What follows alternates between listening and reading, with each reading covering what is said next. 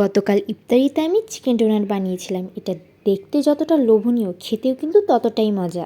আসসালামু আলাইকুম এভরিওয়ান। আমি চিকেন ডোনাট বানিয়েছি। আম্মুকে সবসময় বানাতে দেখেছি, কিন্তু কখনো নিজে ট্রাই করিনি। তাই ভাবলাম আজকে আমিও ট্রাই করে ফেলি চিকেন ডোনাট।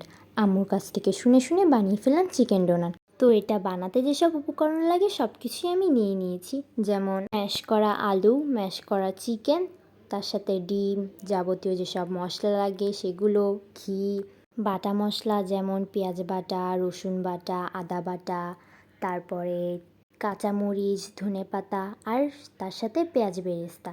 এগুলো সব আমি ভালোভাবে মিশিয়ে নেব। পেঁয়াজ বেরেস্তাটা একটু পরে দেবো, কারণ বাটিতে অনেক কিছুই দিয়েছি, মেশাতে সমস্যা হবে। এর জন্য মাখানো শেষে আমি পেঁয়াজ বেরেস্তাটা দিয়ে দিলাম। এবার এটা দিয়ে ভালোভাবে মিক্সড করে নেব সবগুলো উপকরণের সাথে। আমার কিন্তু ডোনাটের জন্য যে পুর রেডি করা লাগে, আমার কিন্তু সেটা রেডি করা একদম শেষ। এখন আমি রেডি করে নিচ্ছি কর্নফ্লাওয়ার, বেসন, ডিম দিয়ে একটা ব্যাটারটা সাইডে রেখে এখন আমি ডোনাটের শেপগুলো দিয়ে নেব। এটা অনেক সহজ। একটা গোল করে মাঝখান দিয়ে একটু বৃত্ত করে নেব, তাহলেই হয়ে গেল এই সুন্দর সুন্দর কিউট কিউট ডোনাট। তো একইভাবে আমি এক এক করে সবগুলো ডোনাট বানিয়ে নেব। ডোনাটের শেপও দেওয়া শেষ। তাহলে কি ডোনাট বানানো শেষ? না, তা নয়। ডোনাটের এখনও অনেক কাজ আছে।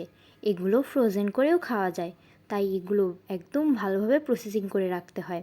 আগে থেকে যে ডিমের ব্যাটারটা রেডি করে রেখেছিলাম, ওর ভিতরে ডোনাটগুলো ভালোভাবে ডুবিয়ে বেড গ্রামে গড়িয়ে সুন্দর করে কোট করে নিতে হবে। তাহলেই কিন্তু আমাদের চিকেন ডোনাট বানানোর প্রসেসিং শেষ। এবার ভাজার পালা। মিনি চুলার মিনি কড়াইতে তেলটা ভালোভাবে গরম করে নিয়ে এক এক করে সবগুলো চিকেন ডোনাট ভেজে নেব।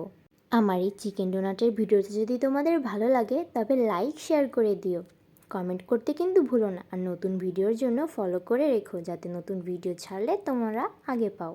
এই চিকেন ডোনাটটা গরম তেলে ভালোভাবে ডুবিয়ে লাল লাল ক্রিস্পি ক্রিস্পি করে ভেজে নিয়েছি, যাতে খেতে আরও বেশি মজা লাগে। চিকেন ডোনাটটা খেতে অনেক বেশি মজা হয়েছিল, সবাইকে বলেছে অনেক মজা হয়েছে। তো আজকের জন্য সবাইকে আল্লাহ হাফেজ।